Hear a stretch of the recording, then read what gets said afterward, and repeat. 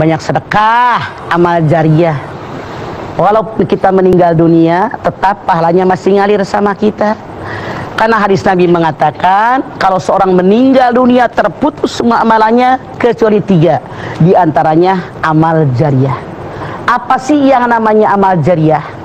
Sesuatu amal yang baik, misalnya bangun masjid, bangun pesantren, bangun madrasah, beli sajadah buat masjid dan seterusnya. Niatnya ikhlas karena Allah. Walaupun kita sudah meninggal dunia, pahalanya tetap ngalir. Ini adalah pahala amal jariah. Ternyata ada juga yang disebut dosa jariah. Kebalikannya, orang melakukan dosa, melakukan maksiat, ada orang ngikutin. Mana yang termasuk dosa jariah? Mempelopori berbuat dosa, mempelopori berbuat kejahatan. Setiap ada orang melakukan kejahatan yang sama, dosanya kebagian. Terus baru seperti ini. Maaf, sementara ketika kita mati, yang dibutuhkan adalah amal jariah.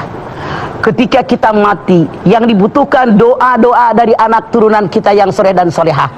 Ini akan mengalir kepada kita, mengurangi beban dosa kita, mengurangi kejahatan kita, sehingga bisa-bisa dosa kita jadi terhapus gara-gara amal jariah kita. Namun kebalikannya, maaf dalam tanda kutip, kalau ada orang melakukan dosa jariah, setiap ada orang melakukan dosa yang sama, yang mengikuti dosa yang dia lakukan, ngalir dosa, ngalir azab, na'udzubillah min dzalik. Kasihan banget orang ini.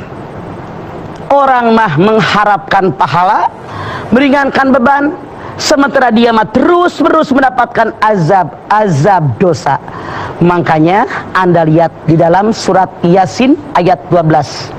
Inna nahnu nuhyil mauta. Terus Bu, wa naktubu wa asarohum wa kulla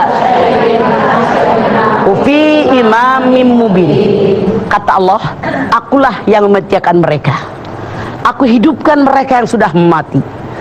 Aku mencatat segala amalan yang mereka kerjakan, termasuk bekas-bekasnya, atarnya, bekas dari amal yang mereka kerjakan, semua tercatat jelas dalam kitab Lauhil Mahfuz. Apa maksud surat Yasin ayat 12 ini? Kata Allah, kalau kita suatu saat mati, meninggal dunia, semua yang kita kerjakan, yang kita ucapkan, yang kita lakukan dicatat dengan lengkap oleh Allah. Bukan hanya itu, termasuk asarnya, bekas-bekasnya dari amalan kita. Kalau kita melakukan perbuatan baik, kebaikan kita ditiru oleh orang, itu asar, bekas. Kalau kita melakukan perbuatan buruk, diikuti keburukan oleh orang, itu bekas, asar, bekas-bekasnya yang mengikuti kita. Semua telah catat dalam kitab Lauhil Mahfuz yang sangat nyata. Makanya saya mengajak, saya menghimbau kita semua, yuk hindarkan dari perbuatan dosa, dari perbuatan maksiat.